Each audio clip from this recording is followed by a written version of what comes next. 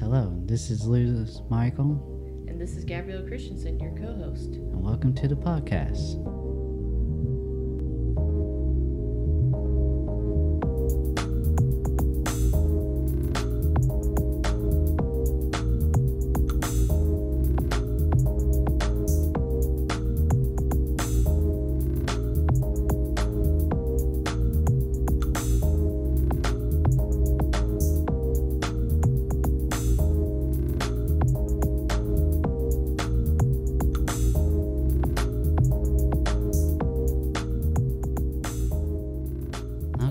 Welcome back to another podcast. Welcome back. Hope you had a Merry New Year. Good to see you again this year, 2021. So, like, subscribe, all that fun stuff. Find us on Facebook, YouTube. I think the newest one we got is a TikTok account too. Yeah, we will have a Buy Me Coffee set up. Pretty much like Patreon, but Patreon gotten so big now among like independent artists and stuff that Patreon now is pretty expensive for the artists and for the fans now, so I'm gonna try Buy Me Coffee. I think it's gonna be a lot easier for our fans on here. So, and who doesn't like coffee? I could use all the coffee. Well, you don't actually get coffee, but you can use the money to buy coffee. Yeah, but you can use the money to go buy coffee. But also another really cool thing is that we do have online clothing store. So you can get your Geeking Around merch. Super excited about that. Right now we have the basics up, right? Just t-shirt, but got tank tops in the works and pretty much anything and everything you could imagine. Yep.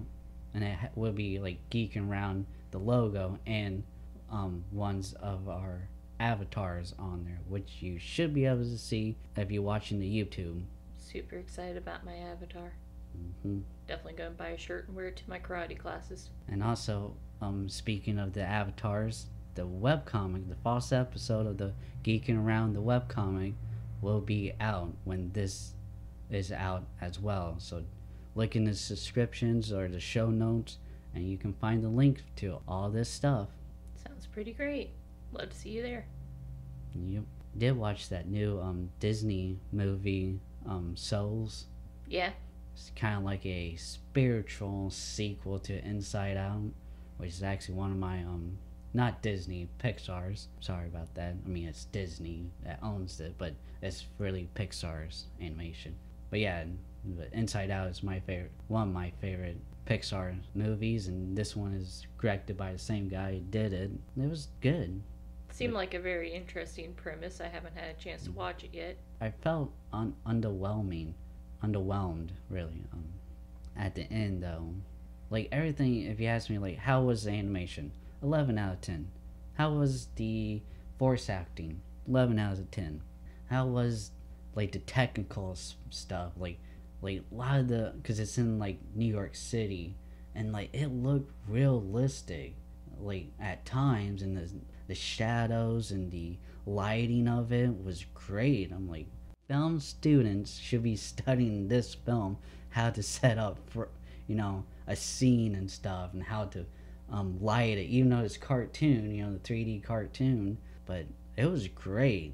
The story though, just, it seemed like it was meant to be a short film, and then they're like, oh well, let's make it into a feature-length film. So we went from going to a 15-minute film to an hour and a half long film, so they had to add stuff in there, and to me I just felt like they was trying to do a lot very little. Right, so extended the plot and stuff that didn't make sense, added contrivances in there just to... Yeah, it just felt very drawn out, and next thing you know, it's like it's over. I'm like, oh, okay. I mean, normally animations are pretty short anyways, but it just didn't feel like the story kind of went anywhere, and then we went right back to like the beginning or something, like it just, like, it's like had The Last Jedi. It just was contained in itself. Oh, so a lot of that, hey, go here, side plot types of stuff in it that didn't really add anything in the end. No, it was just the one main story. It just seemed like dragged out, and then then we was done. See, it's Like a just the perfect slice of review. life kind of thing, and yeah. Perfect review, because this makes me go, well, I don't know what you're talking about. I'm going to go watch it. Which, speaking of watching, they finally have Kimetsu no Yaiba Demon Slayer. Wow, not a slaver. A Slayer. On dubbed. So you should go watch that. Yeah. Yeah, I haven't really been watching much of anything else since the last podcast. Seemed like it was yesterday we was recording the last podcast, and It's the thing I hate about the holidays is it seems like everything just gets swept up. yeah. I've been playing Cyberpunk, and which will be our review next podcast. We'll have an actual full-length review, but I think we have a lot of stuff to talk about that in the news. So We do have, and I'm glad you've been playing it so you can kind of prove or disprove a lot of the complaints and stuff going on. Yeah, A little bit, then we'll, like you said, full review next month on it. it just people never played a Fallout or any Bethesda game. And never played Fallout. Skyrim? Yeah, Skyrim was kind of bad when it first released. There was a lot of glitches and bugs in it, but Fallout Goddamn was Lydia. always the worst, way worse than what Skyrim was. I would have said Elder Scrolls 6, but they haven't even done nothing with that. I don't even know if they even knew that they know that there's an Elder Scrolls series out there. Like, wait, what? There's a game called Elder Scrolls? And there was 4 of them? Or 5 of them? And we made it? Fucking when did we do that? Too long ago now. Yeah, you think it came out in 2012? And like I said, they haven't really been working on it. They're going to be releasing StarCraft or Starfield Yeah.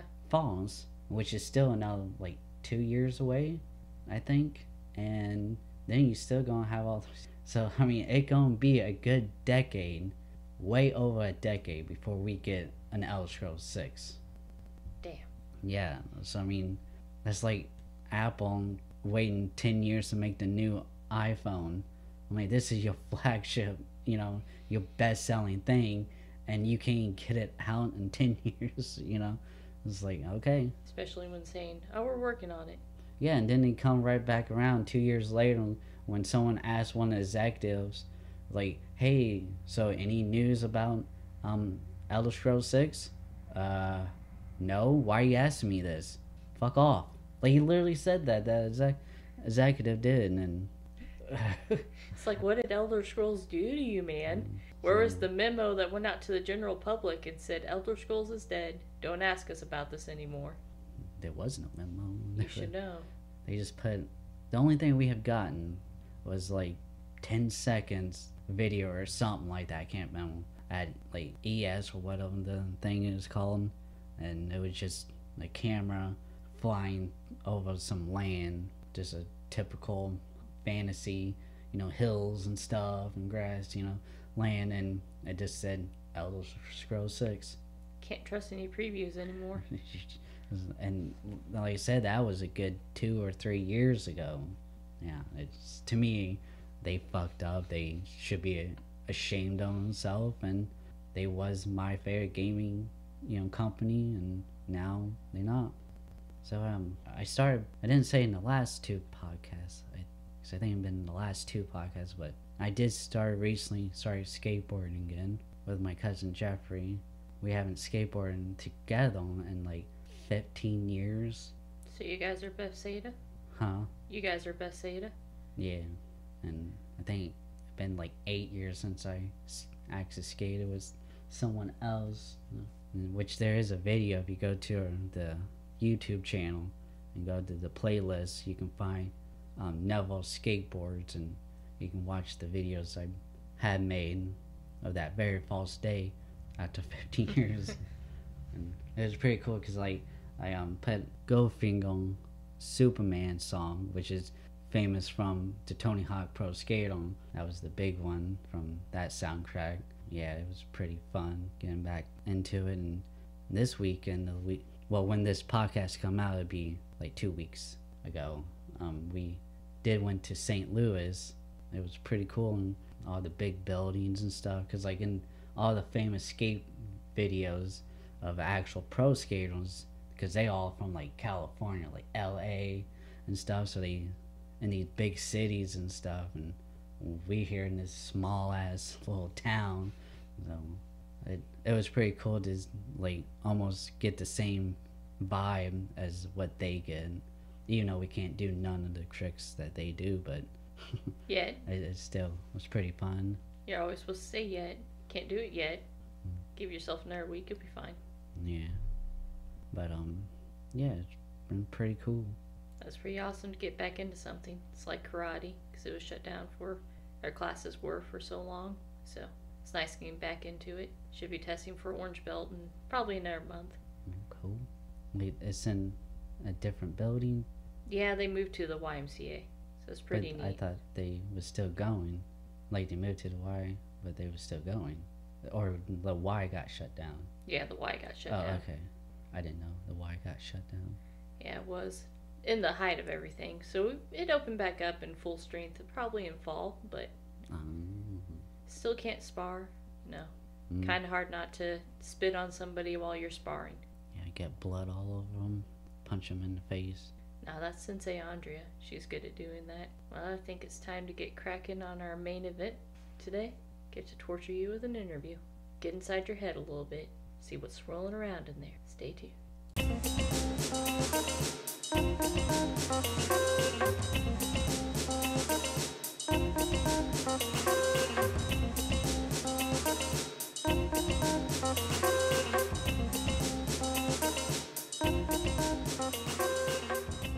Alright, Michael, you ready for your interview?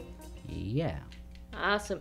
Alright, so are you completely finished with Kira and the Gang's story in your comic book? Kira, a Star Wars story.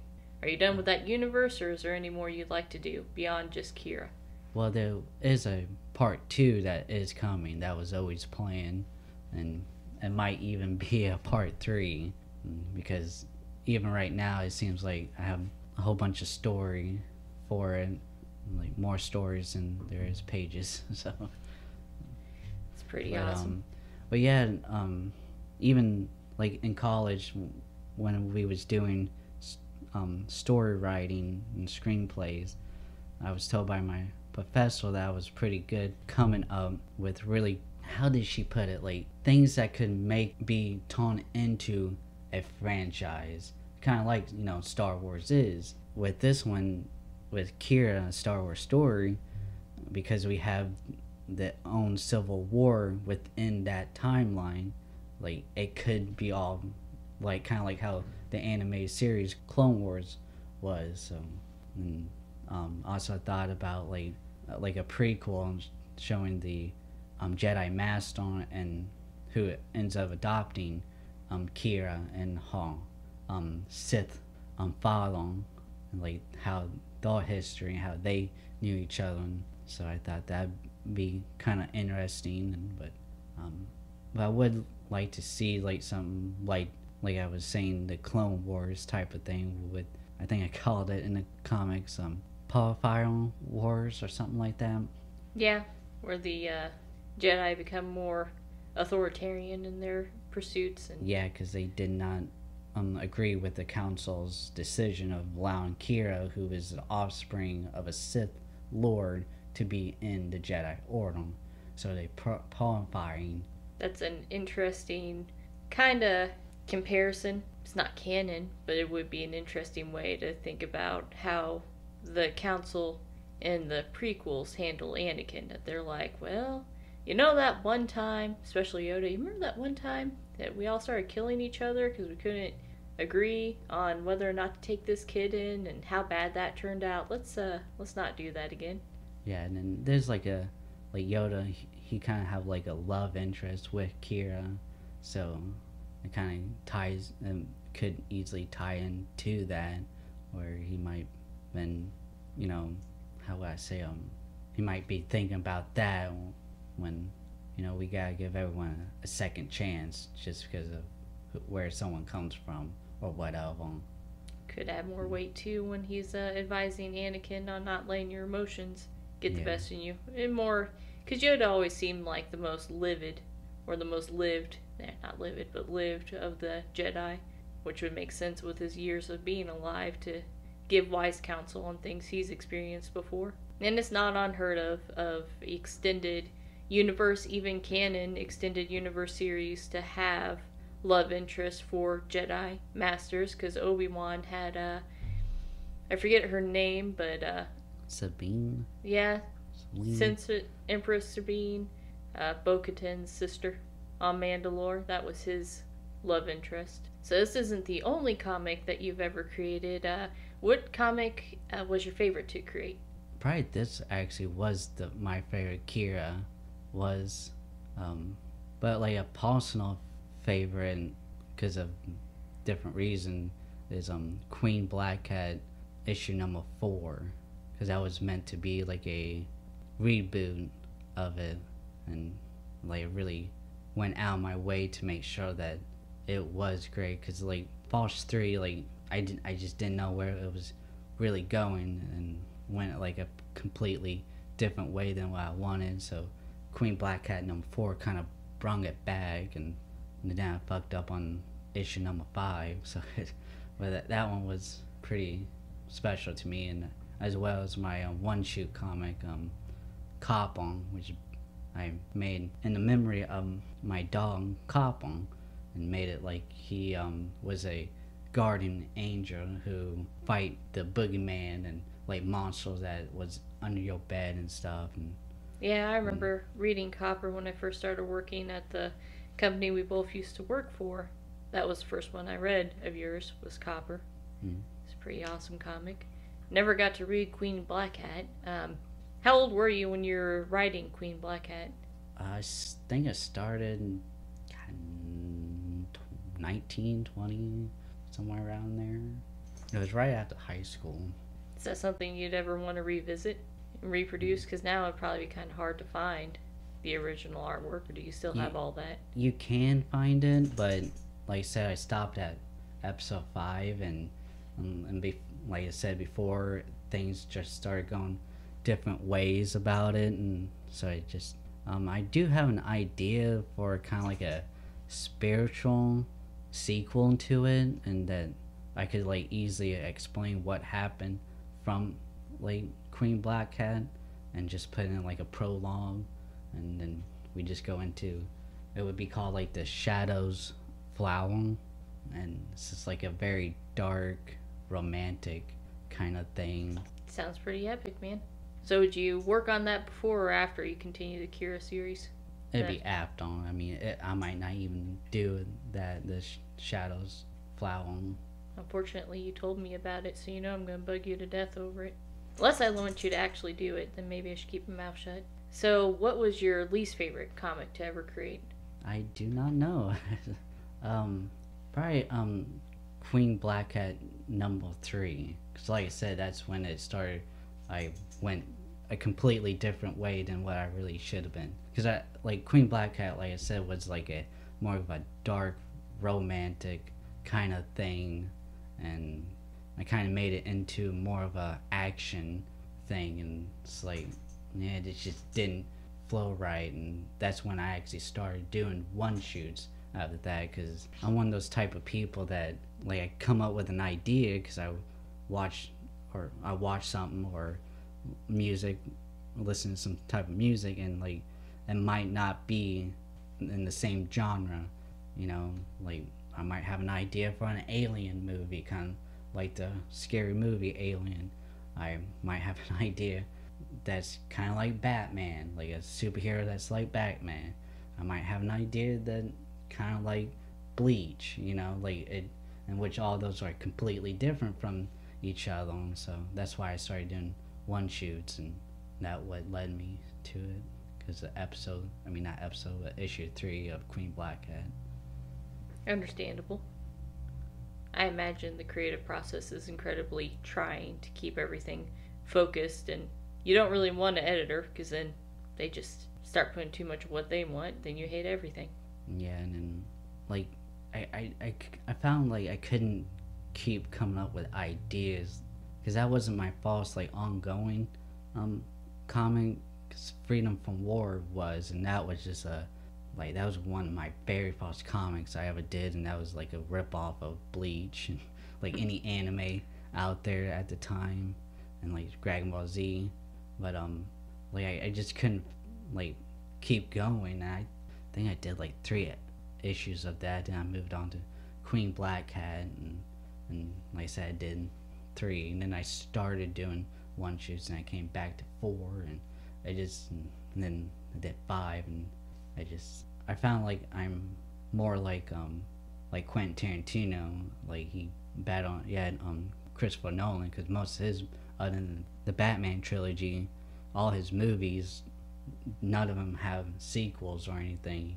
You know, like Tenet, there won't be a sequel for that. Interstellar, there won't be a sequel for that. Dunkirk, there's no sequel for that.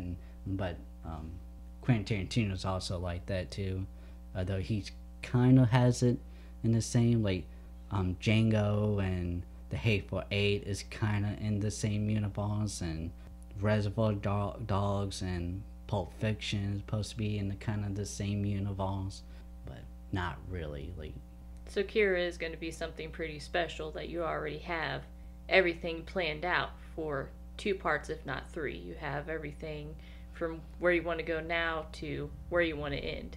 Yeah, you got our if you go to the Kickstarter, which you can find in the link in the description, you can go to the Kira Kickstarter page, and it will. I just posted the plot summary for part 2, so it's pretty awesome. So as you're saying, your love for just one-offs, and so you can create wacky adventures. Sounds like the Never Studios podcast, the comics that we're gonna do. Yeah. Little webcomics sound like a perfect format then for that. Yeah, I kind of enjoyed doing the webcomic thing, because like I put it as like 4 panels, and it'd be a monthly. Each time this podcast come out, there would be a new webcomic of it out too. Well, not really of that episode of the podcast, to be of stuff from previous comics. I mean, previous podcasts. Yeah, it seems like I was able to do that a lot easier on, even though it's kind of like an ongoing, but it's a different like joke or something each time. It's an episodic thing, kind of. Yeah, and then like you really don't have to read previous the webcomic to understand the current webcomic. Right. So, but you should listen to the podcast, because a lot of the jokes and stories in that is from the podcast. And of course, if there's anything that you don't understand when reading comics, question us. We'll elaborate next podcast. Kind of get some interaction going here. So you've had several comics then that you've done. Who's been your favorite character? Headspawn from Queen Black Cat, simply because he was more based off of myself. And I think I read something that most comic book artists, or any artist in general, writers, anyone, even if they deny it, usually have the main character based heavily off themselves. Yeah. And sometimes, I mean, looking into metaphysics, a lot of people don't realize that, but it's a good way of psychological shadow facing and stuff like that, where you write out a lot about yourself even if you don't realize it. And then if you can look back on it later and realize that, it can give your life some good perspective. Yeah, but another character is like Kira herself and Jedi Master. I think they are very interesting characters, and we will understand them more, and as well the Sith Lord that was a father. Well, look forward to it. Who's your least favorite character then? There was a Jedi Master in the Jedi Council when they was asking if he can train Kira, and I couldn't come up with an idea of what they all look like. It's like they all just look like the Jedi Council from the prequels, and I just couldn't come up with and we just add this guy in there, and he ended up being more like the villain. I'm like, oh no, screw it, we need to get this thing done.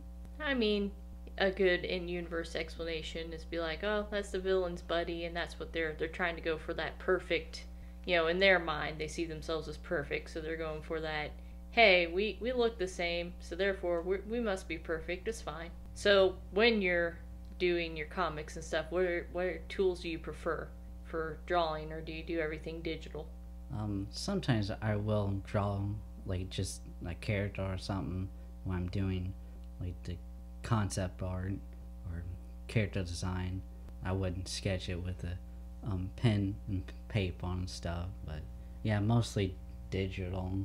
Just any old pen and paper, or Yeah, just any. I mean, if you even a lot of the professional guys, they are actually using just probably like a little bit thicker paper than your normal printer paper, but like they just use number two pencil, number two mechanical pencil a lot of times.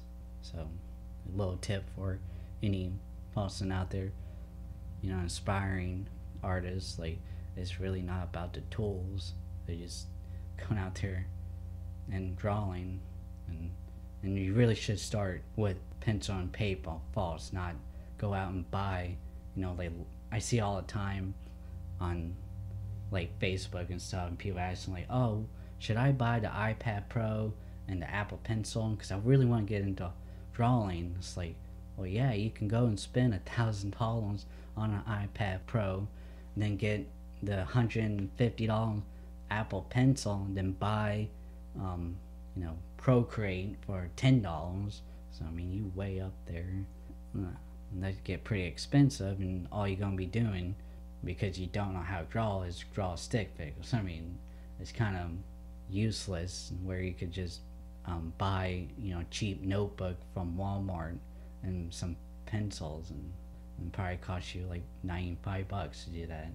good tip, because you do hear a lot of people go, oh, yeah, you need the newest Adobe and Illustrator, and you have to buy all that just to have a nice product. But Yeah, but what I always did when it comes to traditional kind of stuff was I actually had it was a notebook, and it had the grids on it, which it was really easy to kind of draw the characters out into the right positions, because like a normal person is like 7 heads tall, so you take the maybe draw the head. That's why you always draw the head first, and then you can tell how, if you about average person about 7 heads down, and you can use the boxes of the grids to count that, and then like usually like the shoulders are about, depending on, like I would think a woman is about typically like 2 heads, and a man is more like 3 heads wide, so that's pretty easy to. and does that change depending on your style versus like Western or Eastern? Because anime style would be Yeah, a little bit. Some I always hate when I see on Facebook and stuff, like, oh, I'm not really good at drawing the bodies and stuff. Like, it never comes out right. And what should I do? And like, oh, study anatomy. Which, if you do an anime on anatomy, it's a little bit different. And like, typically, like, I always find in anime that like the legs and stuff are much longer than a normal person would be. And it's an interesting fact, because usually people bring up the head size, but I guess that would be why, because they would look literally like an alien if they didn't elongate the limbs, because you just have this huge head on a small person. Yeah, and then I think typically when I do an anime, I think for men, I think I do about the exact same 3 heads wide. But I think for the females, I think I do like about half. Not quite 2, but like at least like 1.5. Yeah, like 1.5. And Interesting. Yeah, if you're gonna draw any romance novels for women in anime, I guess you would have to make the arms extremely long. Because I always notice that you can always tell a yaoi anime, because for some reason their limbs are exaggeratedly long. Yeah. So, which style do you prefer for drawing? You're more of a Western style versus. I think a little bit mixture of both, really, because I can do either like anime style or like really manga, and more Western, and I kind of, there really isn't a difference in style, but I always kind of been following DC's comics a little bit better, especially from like the 80s and 90s. But Marvel Comics was like this too back then. That everything was very, the rendering and like the shadows was very detailed, and like once you get done doing all that with that style of comics, like you don't you all you had to do is put the flats down, the color flats down, and you pretty much good. So Interesting.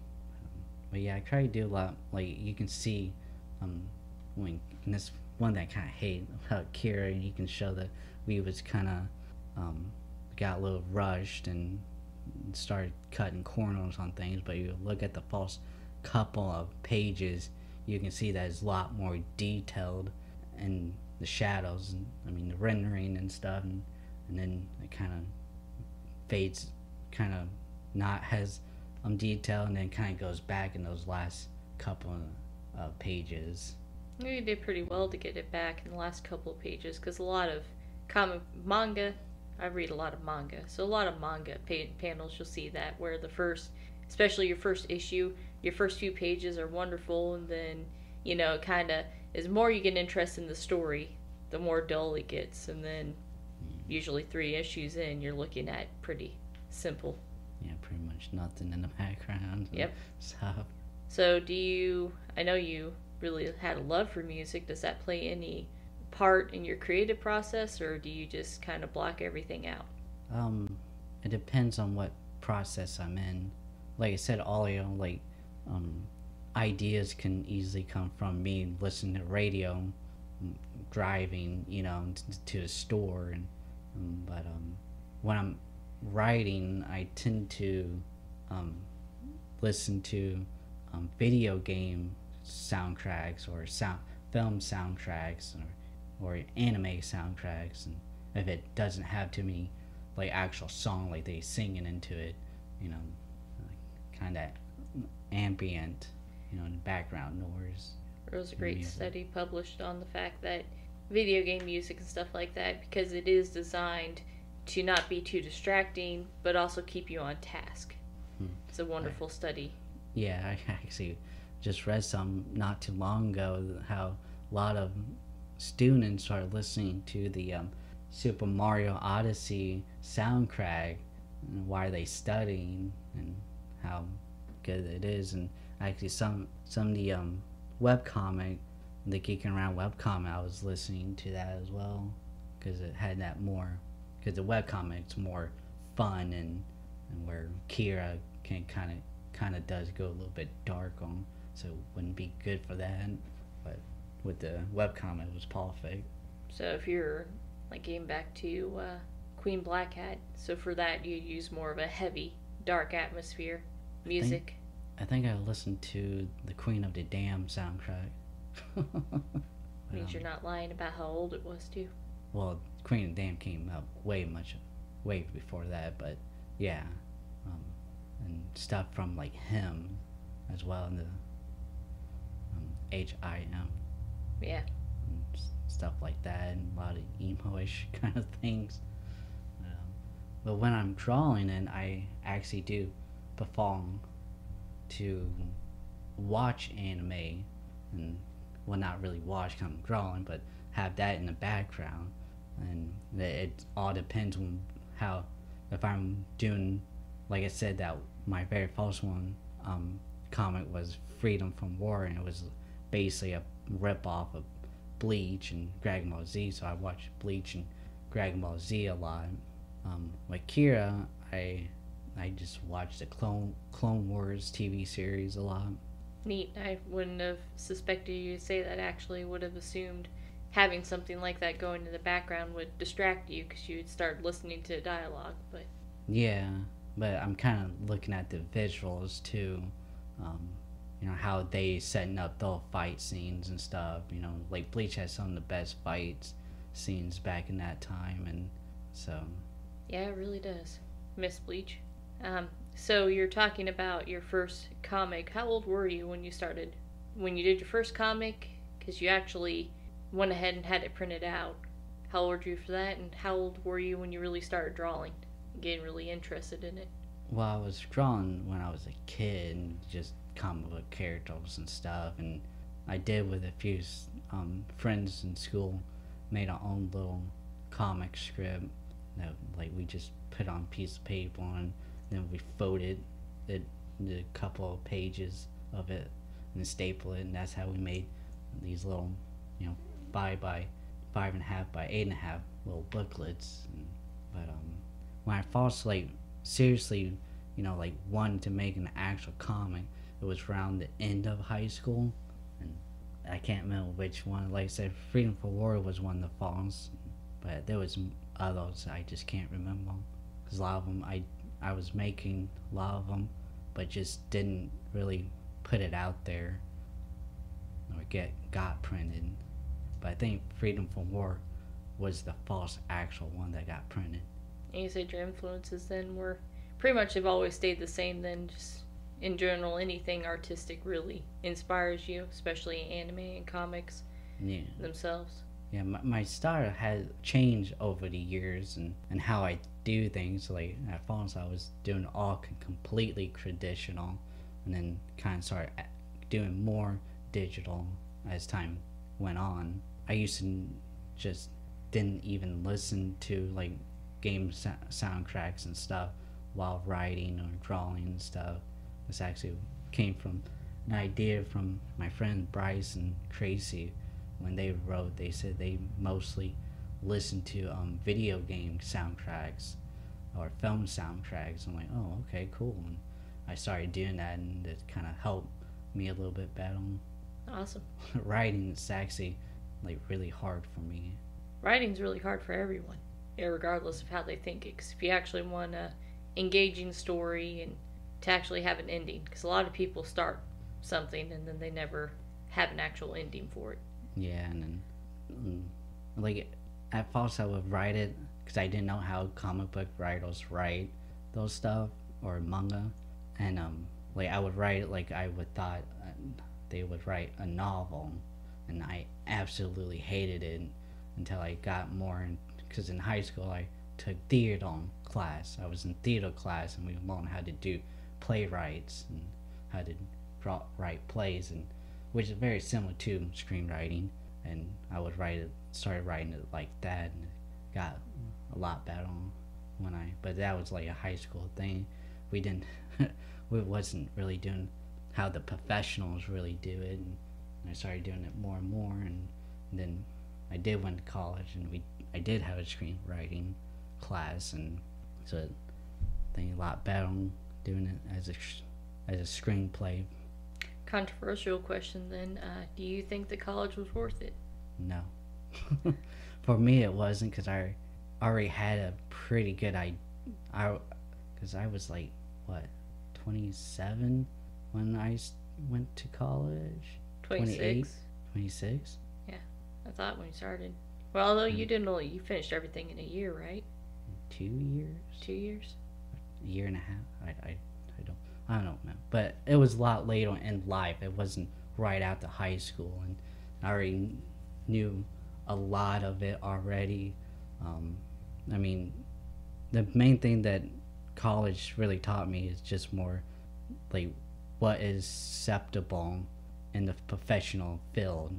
Like how, like when you send your artwork to the editor, how would they want it like how a professional artist would have to, and kind of stuff like that it taught me. But how to actually draw and stuff, I already knew all that. I mean, it did, drawing wise, it didn't, like, because at this time I almost like was completely digital, and I do think I kind of rely on digital a little bit too much, and so it kind of got me back into doing more traditional Drawing, lay everything out first. And then also like prepping for it, instead of just like Queen Black had, like I had an idea not fully fleshed out. So like I said, by episode 3, issue 3, it completely turned to a different direction and stuff, and it did taught me in college. It taught me like like have everything completely done before you do the actual production. So have the actual all the writing completely done, and have all the like storyboard completely done, and like even drawing, do the rough sketch, do this clean sketch, add the details, and then go into the inking, where I would just do the rough sketch, then go into the inking, and it would take so much longer. And that's actually for anyone out there who watch their favorite artists on like YouTube or Twitch or something, and you see like they have like a perfect clean sketch, is because they already sketched the rough sketch already, then cleaned it all up, and now they literally tracing it. It's a lot easier. Which if you watch any of my speed drawing videos, that's what I'm doing. Just roughing everything out, clearing it up. Mm-hmm. Makes sense. I think there was a special on Adult Swim a long time ago. Or, no, I take that back. My friend had got me the Family Guy Star Wars series they did. And that was actually in one of the special features that they were doing a drawing of Peter. And the guy was like, you always start with your rough, and then you go through and you add your details and you clean it up. He said it doesn't matter how many times it takes, that's how you get a good product at the end. Yeah, and then like especially like something like that, or like the old Disney and like Looney Tunes, it's all about shapes. You, like draw a circle for the head, and then like Peter Griffin, he kind of a fat guy, so no big, and then you start, straighten everything out, and like boom, boom, and like his eyes, circle, nose, circle, I feel like people just get so frustrated with themselves when they start drawing, because they're like, oh, well, this looks like shit, and you see these things that are perfect, so how these people get it, and that's why. Yeah, and plus, like, especially animators and comic book artists, they doing this like week in and week out, so they have to learn how to draw the so much faster than what a normal artist would have to. And so you see, if you look at those sketchbook, you see like Peter Griffin's face over and over and over and over and over again, because they try and figure out the quickest way to draw, Peter Griffin.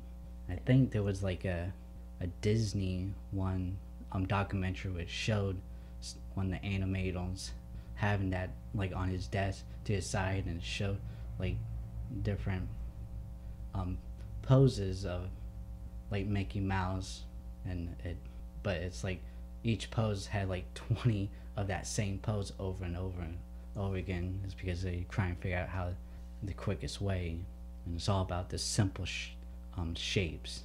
Man, you have to have so much passion and determination to be a artist, because most people, you do something, especially nowadays, you do something once. That's all you want to do. It's just do it once and be done with it. Yeah. To think about having to draw something over and over and over and over again just to make it nice, it sounds like living hell. Yeah, and that's why like artists gets bombed out so quickly. Like it sounds fun and sounds great at first until you actually do it, and that's why again goes back to the one shoots. I prefer doing one shoots over an ongoing series. Like if I do Kira and the Clone Wars kind of thing, I probably actually will hire someone else to do that, and not me. I mean, even I'm gonna forget the manga artist who did Naruto. I'll forget him. I'll remember him later, and I'm gonna get so pissed at myself. He had hired out towards like volume 100, 150. He found somebody who was close enough to his art style that he go ahead and have to do all the storyboarding and rely solely on that guy to crank out the manga chapters a lot of times. Unless it was a big fight scene where he needed to get in there and really detail things out, most of the time he would rely on his right-hand man to draw everything out for him. Well, I probably want, with the Clone Wars Kira one, I probably just be edited on, just came up with the idea, and then having a writer as well coming up with each of the issues and how to write on drawing it out. So like I said, ongoing ones are just really hard for me, or not hard. I just don't think I'm good for it. I guess secretly I was a huge fangirl of Queen Black Hat and I never knew it. But, because now I'm just like, well, you should do that with Queen Black Hat or something and just get that back off the road. Because I really liked the idea of that comic. When we talk about it at work here and there, it sounds like a wonderful story. I'd like to see that come to fruition. So probably be like a webtoon thing. Yeah. So every time I go to webtoon and go to the main page, the home page, mostly it just seems like it's all gay romantic shit, and it just like, oh, does only women read webtoons? Now that's the thing though. Why is it that women have such fascination for gay men relationships? I mean, at first I didn't really think about it, but we give guys a hard time for Yuri girl on girl action. We're like, oh, you perverts, but we do that so hard with yaoi, and we make it so it can't be like a good helpful relationship where it's like, oh, there's this 30-year-old guy and here's this 30-year-old life mate that they just have a wonderful relationship. We're like, nah, here's this 50-year-old dude and this 10-year-old kid. It's fine. Or like the Kylo Ren and General Hux thing. They Yeah. both hated each other. Subterfuge and all that. Yeah, and they saw it at each other, and yet there's gay comics of them Yep. out there. But Now the one that should have been, and I don't know how many gay comics there are actually, of Finn and Poe together. Because I was there's going... probably none of that, simply because like so many people said that they should, because of the bromance of it in the actual movie. So when there is where it could have been maybe an Yeah, 'cause- romance between the two, there's no gay comics of them. Because they But could have... no, when there's nothing, like Harry Potter and Draco Malfoy, it's like, wait, what? Yeah, we're saying that, and there's probably more comics of Poe and Kylo Ren, when literally Kylo Ren tried to kill Poe, and they're like, they're perfect for each other, but you get Finn and Poe. Yeah, like X-Men, there's so many Professor X and Magneto. Yeah, It's like, wait, what? like, I don't... They are nemesis. They are mortal enemies. It would make more sense for Wolverine and Professor X to be together. But see, they don't like... I just don't understand. I guess that's the fun of it. It's the drama that you want unhealthy relationships. And that's why I feel for fangirls, because they just want really unhealthy relationships. And I'm like, you do realize if that happened in reality, someone needs to help those people. Call the cops. Get involved. Someone needs to go to therapy. It's not a good relationship to be in. But, off that, Curtil, let me ask you, what comic book series are you reading now, or manga series? What are you up on currently? I don't really read comics or manga anymore. Blasphemy. Because actually the reason why I got into drawing comics is because I wanted to be a film director, specifically animation.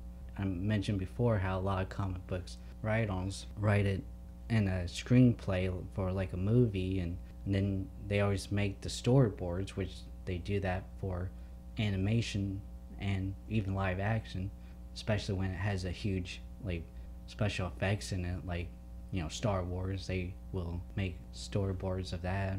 So that just was a way to, because if you actually read my comics, a lot of the panels are set up like camera shots, and just like in movies, there's the established shot where we add, like in Star Wars, stars and a planet in the background. There's a ship flowing in.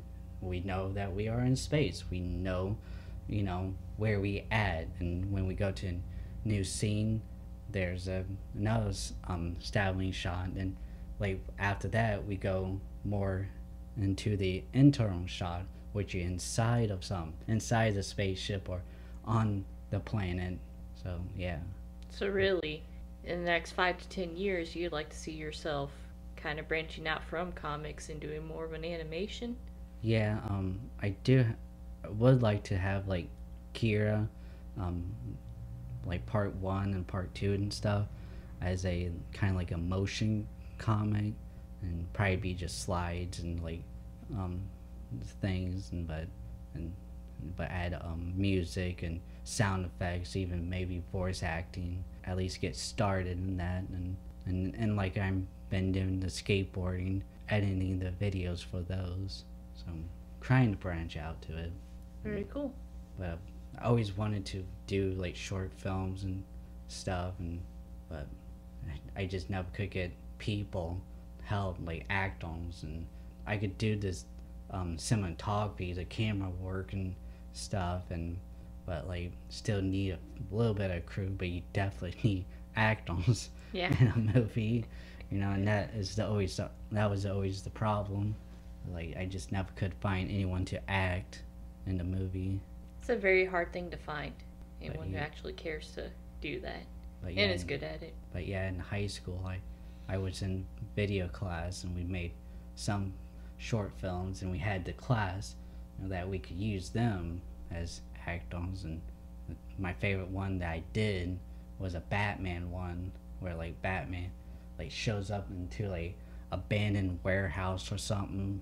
Then bunch of these henchmen jumped him, and then like Scarecrow comes out and spray the gas on him, and Batman like falls on his back and stuff, and then, like he's screaming because he's the toxin, the fear toxin on him, and there's a lot of like fog and mist and stuff or whatever. Scarecrow like leans in, like at first you don't really see it, you just see his red eyes, and he comes in and sees his mask, and he says, "As you walk in the shadow of the valley of death, you will fear evil, for I am evil," or something like that. "For I am the devil." Batman screams even louder, and like the camera like zooms in on this really fast zoom in on Batman of him screaming, and like goes in his eyes and stuff, and that was the short film, and yeah. Very cool. Very blasphemous, but very cool. So, if you're given the chance, is there a particular comic or manga or an animation studio you'd like to work on, an anime or a Disney film or anything like that? Well, obviously, Star Wars, but since Kathleen Kennedy is in, but yeah, Star Wars, because I just got so many ideas for Star Wars, and plus, like, one of the reasons why I started Kira is because the whole thing with The Last Jedi, so many people out there, especially Lucasfilm employees, like, "Oh, well, if you didn't like it, go make your own."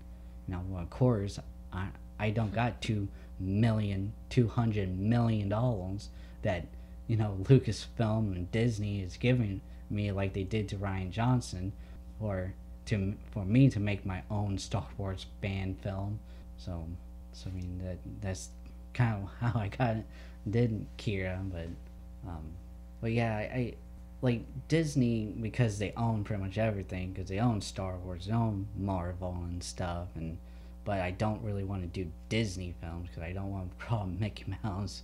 That's one thing I had to keep saying to all my professors, because each new class we had to introduce ourselves, and it was like, yeah, I like to work for Disney. "Oh, so you want to do Mickey Mouse and Goofy?"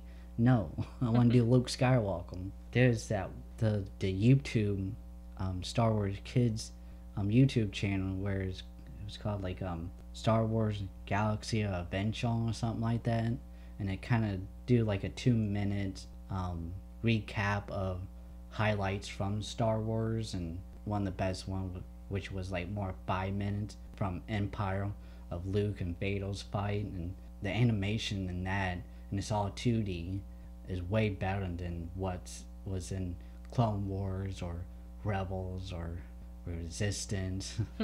Any of those, I would love to work on that, but again, like, I don't want to work on other people's stuff. There I would probably just someone way down on the totem pole, doing character design, Yeah. for the next Star Wars, and that'd be it. Where I want to be the director. As a director, I could be the writer, I could help out with the character designs, because they would have people hired on for that to help for me to do the storyboards and stuff. I'd rather just do my own thing than anything else. Not have to worry about producers and everyone else telling you what you can and can't do. Yeah. See, that's why I don't want to work for WB. Warner Brothers. It's like, hey, we want you to be the next Kevin Feige and create the DC cinematic universe, but we gonna fight you all the way through it. Like they did the Zack Snyder on. Yep. So you can't do anything It's like, that's actually a good idea or an original concept. It's just like DC is the living embodiment of, or Warner Brothers, I should say, it's the living embodiment of that skit they used to have on Channel Awesome, and probably still do, with the executive producers being like, yeah, you could do that, but see, all the polls say, everything says that this has you buy more. Mm-hmm. This allows you to get more bang for the buck. So I was watching the 741 music video, and the waiting, and like at the beginning of the music video they go and see the music producer or executive, and it's like, okay, so the whole number band thing is out. Blink 182, that's so last year. What's really in is and he's like, the White Stripes, the Strokes, the Led Zeppelin. And he's like, do you smoke? Well, you do now. And he throws him a pack of cigarette. What's your name? He's like, they're like, oh, my name's Johnny. He's like, no, it's not, it's Dozell or something. And he was like, yeah, it's good. This is what, this is what's in right now. And it's so short-sighted too to say this is what's in right now when you're doing something with a 4-year. I mean, turnaround time for movies and stuff is increasing, but you're still looking at 2-3 years of production, and you're going, right now, this is what's really in, when we're in a society that is increasingly experiencing turnover of media and concepts and what's in. So it used to be like, oh, that was in 5 years ago. It's like, that was in last month. We're in January now. Don't think about December. Yeah, I think that's part of the problem with Amazing Spider-Man, the movie, because it had a pretty much like very emo and goth kind of thing, which was popular 4 years before that movie came out, but it takes easily like 2 to 3 years for a movie to be made and stuff. So like by the time it comes out, that trend isn't popular anymore. So in 5 to 10 years, when you're directing, are we thinking about are we going to continue to do the podcast, or are you thinking about having the webcomic be a full-on animation? Or yeah, I would like to have the webcomic be animation as well, geeking around the animation. What I like to see with the podcast, and I would like to, even if I was a famous director in Hollywood or whatever, would still like to have the podcast around. With the podcast, I would love to have like separate shows of the podcast, like Geeking Around Anime, where it will be just nothing but anime. Geeking Around Comic / Manga, and be nothing but comic books. Geeking Around Movies and TVs and whatever, and be nothing but movies and TV shows geeks like, and video games, and geeking around the video games, and be all nothing but video game, as well as this main Geeking Around channel. So probably even looking at maybe doing a Twitch Let's Play type thing eventually, or maybe like I probably would have a personal Twitch so that people can watch me ink the comic book and stuff. But yeah, we could like have it where we watching us play some game, more like an older game, playing Halo or something. Just something fun to do. And like with all these different Geeking Around shows, each one of those would be also monthly, but they we come out the first week of each month, and then like Geeking Around Anime would come out the second. Geeking Around Comics would be in the third. There would be 5, wouldn't there? Well, if you did video games, that'd be 4. And really, in our main one, we could talk about technology stuff and news coming out. And the main one would probably just do TV, movies and TV, because I actually enjoy more of those. They're only 2 hours long, so I'm like, oh, well, there you go. Like that'd be a lot easier to write and stuff, and I enjoy movies a lot and really enjoy go to the theater to watch it and stuff. So probably do that. But it's my show, so I can do whatever I want. If I want to do anime, I can do an anime that one time. So. No, Michael, you're not allowed anymore. You said you only do movies that we go to the theater and see. You'd have to pray the theater stay open. But another thing I would like to see with the podcasts and more the Geeking Around brand is like a website where you can go and you can listen to all the podcasts. You can read all the reviews and stuff we do, and watch the YouTube videos of it and stuff, and all different type of things, as well as an app as well that you could download, and like probably something like you can get the app for free, but there will be ads on there, and if you pay the subscription for it, then it takes off all the ads and no ads on it. So sounds pretty cool, especially if really started branching out and maybe even do a magazine of the Geeking Around magazine. Behind the scenes. Be a lot of cute puppers pictures. Well, it'd be articles of the reviews and stuff. Having an actual staff. Be pretty neat. Well, I look forward to seeing you move on and seeing what else you create. I always enjoy your stories and stuff you come up with. So, I guess now we can move on to the news.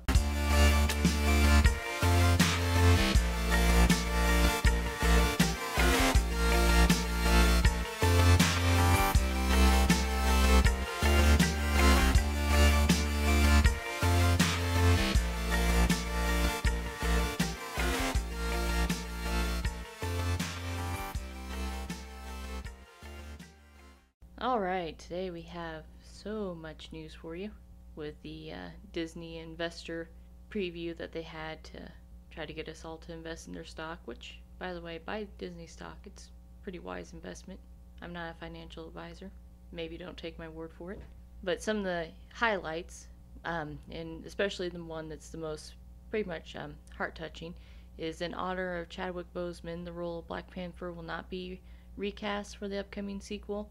The director, Ryan Coogler, stated that the sequel will focus on exploring Wakanda. So they're going to honor his memory and not try to be like, oh yeah, this has been Black Panther the whole time. Don't worry about it. I think his sister. I think that's what they're working into. His sister will take up the mantle. Makes sense, but then who's going to be in charge of all the scientific stuff? She will. She's a woman. She can do both. All three? Because then she would be the king of Wakanda too, yeah? Queen, I guess. No, she's king, man. She's king. Declare herself ruler of all universe and time. Yeah. Loki will be receiving an episodic series that will be a crime thriller. Tom Hiddleston will be reprising his role as Loki for a series, so that's pretty cool. I know there's a lot of fangirls out there who are going to be freaking out. Yeah. I don't know. It's one of those things that I don't think we really needed one. No. It'd have been, I guess, because in Endgame he stole Tazarac or whatever it's called, and it never answered what happened to that, so that's a whole nother timeline of that they need to explore. So I don't know if that is actually what they're gonna be talking about in that one, but I would imagine so. Yeah, I guess we'll see whenever it comes out. A lot of this stuff has been announced, but there wasn't really a date. They're just like, oh, hey, we're working on it. Give us more money. It'll be popular. Because in addition to Loki's live-action series, we'll also be receiving Secret Invasion, Ironheart, and Armor Wars, which are all to be announced. Those will all be live-action based in the Marvel Universe. There are also the I Am Groot will be a series of anime shorts focused on Groot. Short little series. I thought they already had that. Well, I guess it's just Guardians of the Galaxy, not just Groot. Yeah, this one's just going to be Groot. They'll also have the Guardians of the Galaxy will be receiving a holiday special in 2022. So that one was named. They're also hyping up WandaVision for the series to begin in January and really plunge everyone into the multiverse that they're setting up. Yeah, I guess this is like setting up into the Doctor Strange and the Multiverse of Madness. Yeah. Which is set to begin filming in 2021, so who knows when it's going to be released. Which is also rumored that also ties into the Loki, because it's different timeline, so multiple. multiple ones with Loki. I don't know how I feel about all that kind of stuff because it kind of alienates some of your audience. Yeah, because you gotta kind of like watch one, figure out what's going on in the other series, and you gotta watch the movie. And WandaVision's going to be on Hulu, correct? And then Loki will be that on will be on. Disney Plus. Yeah. I guess I was thinking of Hailstorm was on Hulu.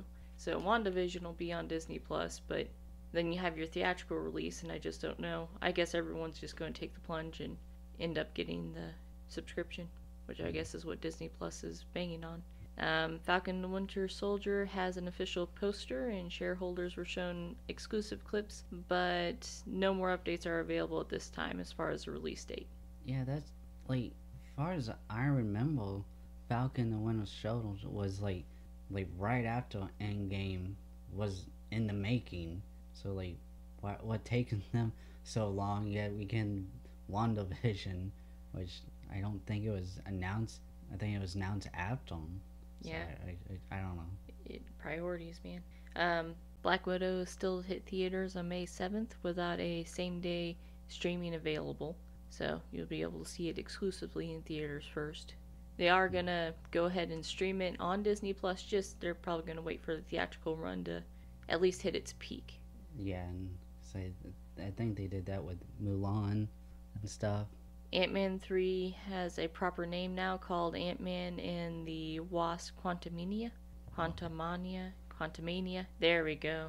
I could care less about that. Those are the ones I never cared about. Ant-Man. Thor Love and Thunder, and as I mentioned before, Doctor Strange in the Multiverse of Madness are both set to begin filming in 2021.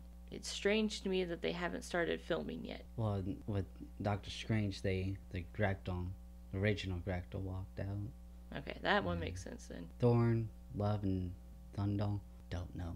Again, I could care less because I didn't care for none of the Thorns movies. And they also have confirmed that Fantastic Four is to be in the works at some time in the future, near or far. Just that it's got a name.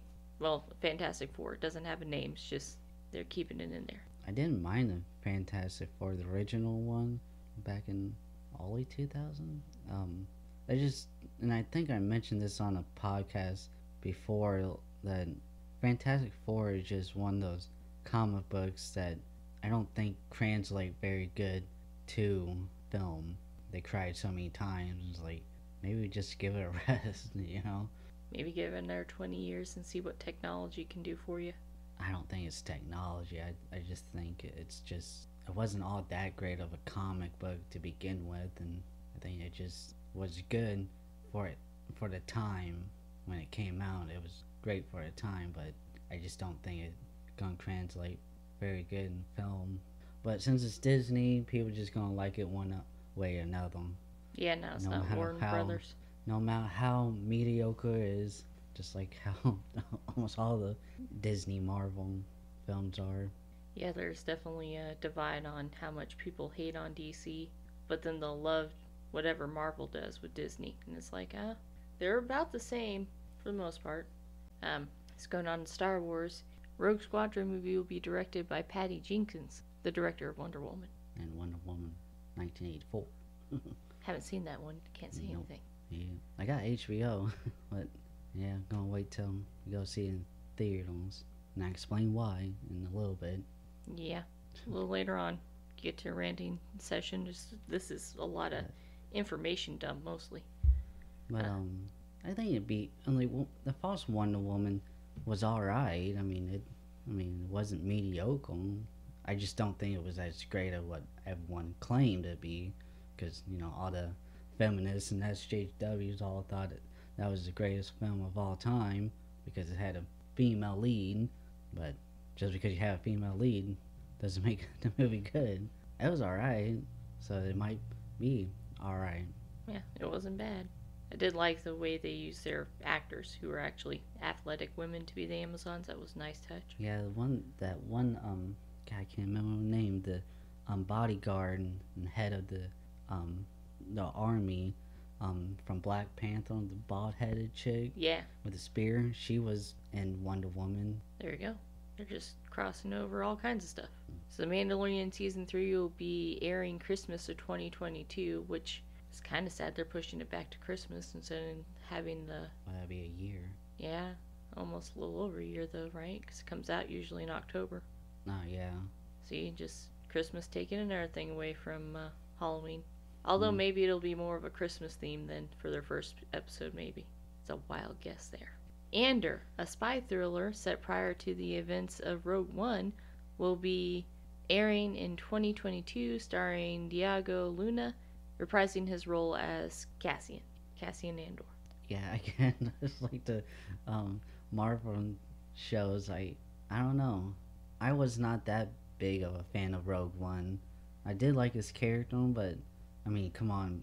If that Darth Vader scene wasn't there at the end, no one would have liked Rogue One. I don't know, everyone died in the end. That was nice. This is about as dark as this ever. Well, okay. It was dark to let all your main characters die. So that I liked. But you had to. I mean, they said it in New Hope that they all died trying to, get this information. Yep. That was a nice touch. But yeah, I think it's kind of like going back to what we were talking about earlier with some of the, especially Marvel movies and stuff being mediocre. There's some of them that you just want to go to sleep in the middle of them. Because it's like, oh, side quest, go do this, and it just drags on, and you're like, you're in the same place you were 10 minutes ago, it's a different scenery. So what I'm excited about coming out, because of course I would be, Star Wars Visions will have Star Wars presented through the eyes of some of the world's best anime creators. The series will be coming in 2021. No list of the names of animators has been released yet. This one I'm also somewhat interested in. The only reason why I'm not is because Disney did claim that Star Wars Resistance is anime, or at least going to be in an anime style, and well, that came out and like, no, it wasn't. It was nothing like anime. But this is actually by anime creators, so that makes me more like, well, they can try to fudge it, but it'll look like Hello Kitty at least at worst. So it'd probably be like something like the Animatrix or like the Batman one, Gotham Knights, I think it was called. There's also Halo Legends. There was also Iron Man anime. Yeah, there was a couple of Marvel ones. There's X-Men ones. There was a Blade one, and the Iron Man, and I think there was a standalone Wolverine one. Those was pretty cool. Do they have those on Disney Plus? I don't think so. I saw it not too long ago somewhere else though. Yeah. I think on HBO. Weird. Cool at the same time. The next few announcement shows, they don't have a premiere date yet. It's just kind of setting the stage for what might come out. Obi-Wan Kenobi will not only have Ian McGregor reprising his role as Obi-Wan, but will also have Hayden Christensen reprising his role as Darth Vader. Yeah, this one I'm pretty interested in, not only because of those two guys, but also the she was one of the characters from the fall season of The Mandalorian, Deborah Chow, and her episodes was some of the best in the series. So we already got two great actors and a good actor on it. I did hear some like people complain about how, because they did a casting call for some of the other supporting actors, and of course it was all pretty SJW kind of stuff. So, like, there's one good thing, then there's always a bad thing. It's like, I love the social justice warrior. It's kind of one of those weird things where it's like, it's either, yeah, there's chicks being social justice warriors, or sometimes not really, just some people just get upset and they're like, you're a social justice warrior. Like me saying this would be like, oh, nope, you're a social justice warrior. Because I'm a chick, and then I say that, and they're like, yeah, see, you're proving it. I'm just talking, dudes. They'd be like, you can't even pronounce the names of these people right. That's correct. That is very correct. Lando's confirmed to be in early stages of production. The series will have both Donald Glover and Billy D. Williams involved in some form. Really haven't been that many details. I mean, really, as we get more information, we'll definitely go back and be like, hey, so by the way, this is an update on this, as things come out. It's just right now it's the... Yeah, they just announced everything. Yep. Just try to get people to give them their money. Why would we need a Lando? TV show. It's like, It's not why what would we need a Han Solo movie? We, you know, It's not what you need. It's what you want, man. It's what your heart I and don't soul want desires. it either. We don't need it, nor do we want it. You don't know, girl. There's a lot of thirsty fangirls out there. It's just who they're trying to throw Lando to. He was a pretty man. That was apparently into robot. Yeah, just makes them even better, right? Because that's every social justice warrior's dream man is a man who treats you like a slave and not care when you die. Because you're a literal heartless being. It's perfection. Well, I think he did care that she died. The robot died. A little bit, briefly. Then you got on with, as you do. Now, The Mandalorian will have two spin-offs, one being Ahsoka and the other being Rangers of the New Republic, starring Gina Carano. Excited about the Rangers of the New Republic. And the Ahsoka one, it wasn't until we were going back through this that I really kind of realized Obi-Wan Kenobi, that might have the Ahsoka, the Ahsoka. Yes, she is important enough to be the Ahsoka showing up in those two. It makes sense. I'm sure they're gonna do kind of like what Marvel's doing, have a bunch of these cameos in each one of these shows. You know what's kind of surprising to me is that they haven't had a live action Ezra, for him to show up in these or have him have his own little spin off. He might be in Ahsoka, because most likely that would be Hong, trying to find Grand Admiral Thrawn, so he'd probably show up in that. Just talk about Grand Admiral Thrawn in a couple more sentences here. So, The Acolyte will be a series based on the final days of the High Republic. The series is reported to be a mystery thriller. The period of the High Republic is actually the focus of a new set of books and comics that'll be coming out this month, but they haven't released when the series will be out. I'm actually kind of excited about that one. I thought the comic books has been out. I'm guessing it's more of a continuation. Like there's going to be another new wave of comic books. Yep. Oh. Comic books and books themselves coming out. Or maybe they just announced it. Because I know, like, when I first started Kira, people was like, oh, it's part of that. Because it really is part of that timeline. Because it sets, like, to 500 years before the prequel. And Kira, my comic, is set 500 years. So a lot of people was like, oh, it's part of that. I'm like, no. I actually started creating this way before. Like, I don't know if how long they've been, creating it, but I was creating it and announced it before they did, so wasn't part of it. It's kind of unlucky timing in a way. And last but not least, hopefully, maybe, I don't know, The Bad Batch still does not have an announced release date, but will be coming out eventually. So I don't know, the clones, they were nice, they were endearing during the Clone Wars. I'm just not sure how excited I am just to follow around a batch of clones. A batch of clones. But yeah, someone being more of a, into the Jedi and the Sith, I could care less really about, stormtroopers and, clone troopers and stuff. I just don't, yeah. Kind of be like, I'll remember her name. Yeah, well, I guess before we go on, because we're going to talk about also what happened to Star Wars Theory. So in Star Wars Theory, was watching the last episode of The Mandalorian. He was going back through it was a very well done scene, and he got emotional, because of course you would.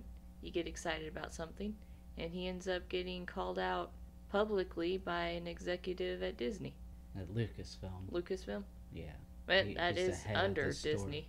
Head of the story group, wonderful story group of there at Lucasfilm. Yeah. Yeah, Pablo Adablo. He replied to Star Wars Theory's video saying like emotions are not for sharing. Which is a really stupid backwater thing to say nowadays, especially. We complain a lot, right, about Lucasfilm and Disney being SJW. Shouldn't we encourage our men to have emotions? I mean, isn't that kind of part of the thing, is that guys don't share their emotions because shit like this happens? And we're all like, well, you should be able to be emotionally open. Kind of a part of life. No one should shame anyone for having emotions. Yeah, he did apologize and some bullshit corporate apology, He claimed that he was just being sarcastic and stuff, and like, nah, I You don't know. have a long, long history of making fun of fans and attacking fans. No, no one gonna believe you.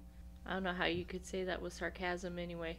Like if you were like, man, I cried along with you, or something, you could say that was sarcasm, and then that Yeah, make it and look like worse.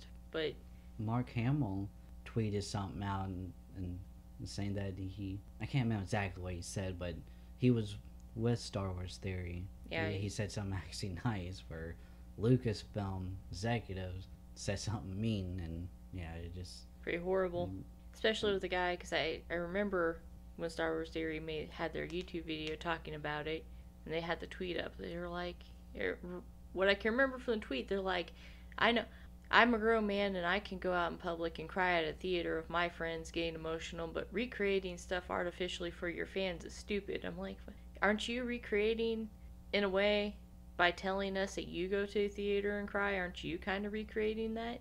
And he did say, emotions aren't to be shared. I'm like, you're sharing your emotions right now. yeah, it's just one of those things like I actually made my own little meme just the other day, and like Lucasfilm, I can't remember what it was. Now Star Wars fan are finally liking something that Lucasfilm done, and they getting made fun of it for it. It's just like that's not how you treat your fans.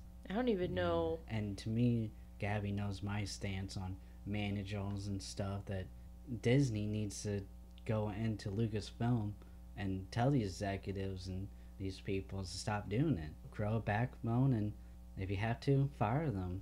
Yeah, because I'm really not sure if they've had a sordid history before where Star Wars Theory ever called that guy out. He doesn't seem like No. the kind of person. No, Star Wars Theory always. He's Canadian, so he's gonna be nice to everyone. But he always tries to just look on the bright side of everything. Like, yeah, he didn't like The Last Jedi, but he's like, I'm still hopeful for future Star Wars stuff because I am a Star Wars fan. I want to like this stuff. I want it to be good. Yeah. No, he didn't. Like when he got attacked, he didn't attack back or anything. He always seems like a really Yeah, a very kind person. He doesn't seem like the kind of person who'd be like, we should all go to Lucasfilms and set their toilets on fire or anything like that. He just Storm Lucasfilm. stormed Lucasfilm with hot peppers. We're gonna put them all down their toilets because that's not threatening. I think Pablo and all the other Lucasfilm executives there are just mad that Star Wars Theory made a better Star Wars film than they did. Let's go back to the whole SJW thing too for a minute. If that was a female Star Wars fan, like if I had made a YouTube video where we did like a watch or live review or live action, and when we're watching it and I get teary eyed because they show Darth Maul on screen, and I'm like, oh shit, it's Darth Maul, so I start crying, and then someone at Lucasfilm were to make fun of me, do you know how much that would blow up? Yeah. On the internet, because they'd be like, you're making fun of a girl for crying? Well, we should have the same outrage from making fun of a dude for crying. It's a beautiful emotion. It is stupid. It is stupid. And the thing is, and I could be wrong about this, but Pablo, the way he got into Lucasfilm was that he used to do stuff like his own podcast about Star Wars, run his own Star Wars fan website and stuff. That's how he got his start. I could be wrong, but I think that's how he started. That he was just a super, big fan like Star Wars Theory, and he ended up, getting hired on at Lucasfilm because of that, because he is such a huge fan. So I don't understand why someone like that, who used to have been one of us, would turn on someone Unprovoked and just go after him and just be like, it's stupid. That man must be on some heavy drugs, or he needs to go see a psychiatrist, because it's a weird situation. And after that, like so many other like Lucasfilm employees stood behind Pablo and stuff on his statement and everything. It's like, what? and y'all wondering why people don't like Lucasfilm. Let's play pretend and say that his statement was correct, and we'll say that the accusation he was making at Star Wars Theory was correct, which the accusation he was levying against him was you're artificially recreating your emotions for your fans. Okay, let's say he was. Why is that a bad thing? Why he's not over there saying, we should go burn down Lucasfilm Stadium or Film Stadium. Yeah, we should go burn down the stadium. He's not saying anything like that. He's saying, hey guys, this is beautiful. He's sharing a positive emotion. I don't know why him recreating that would be a big enough offense to publicly call him out on Twitter and then everyone else stand behind him. It's not. It just baffles me. It's not like Pablo was like, you're an idiot, or not Pablo. It's not like Star Wars Theory was like, oh yeah, Pablo, you're an idiot, and I don't like you, and I think that your dog's blind, or something weird like that, and then start crying about it. So Pablo got on Twitter and was like, well, you shouldn't recreate your emotions. No, he just, stupid. Speaking of stupid, Cyberpunk 2077 is now facing a class action lawsuit filed in California by New York-based lawyers Rossin Law Firm. The lawsuit is calling out in particular the misleading of investors after CD Red claimed in January 2020 that the game was complete and playable, in particular for PS4 and Xbox One. And it's pretty buggy for PS4 and Xbox One. And then Project Red has even admitted themselves that they did not spend enough time in development in the game for PS4 and Xbox One, which it is a troublesome thing to admit when you have a lawsuit on you. Yeah, my understanding what happened, it was that they was working, of course, on the PlayStation 4 and Xbox One, but then, Microsoft and Sony announced the PlayStation 5 and Xbox Series X. They switched to those, started developing the game for those, and just not went back to the base models. And I guess what got them in trouble is they probably apparently they did try to get investors to give them money in January 2020 for this, saying that, we'll have it for Xbox One and PlayStation 4 so that they can play it on both models. Because otherwise, the smart idea would have been just to not put it out for Xbox One or PlayStation 4. But I hear people still really enjoy the game either way. Yeah, I had to tone down the graphics and stuff on my PlayStation 4, and I still enjoy it. I have had it crashed on me 4 times since buying it, and I got it the day of.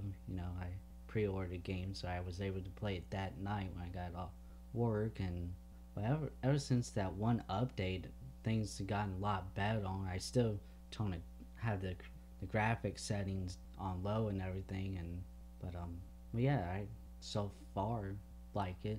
I haven't purchased it yet, but kind of talking to you and also a guy I work with who plays video games, it sounds a lot like how Skyrim was when it came out.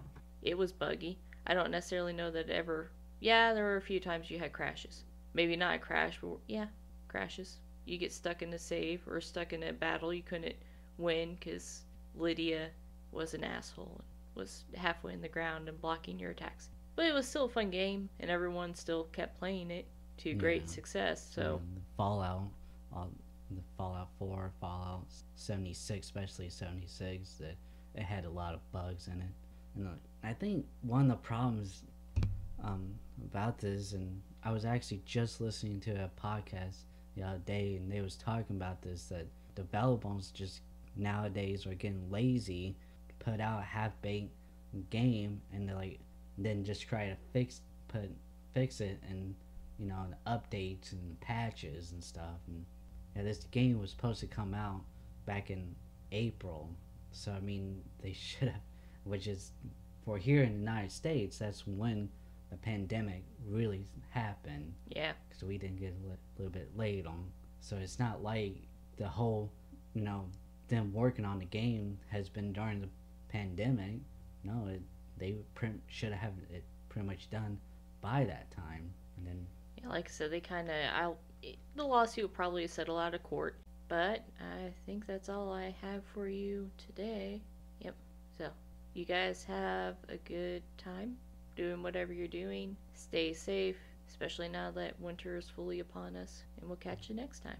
Yeah, and don't forget to check out, just check out the description or the show notes because I got all the links, all the other stuff. Like, if you just listen to this as an audio podcast, check out the YouTube video version of it where you can see the avatars of us and hopefully do much more with it, with that stuff, and also like the webcomic, the clothing lines, and all that stuff. And yeah, Michael's been really working hard to put all that stuff together, and I'm super excited. I like my little chibi form. I think she's adorable. So, yep. See you guys next time. Bye bye.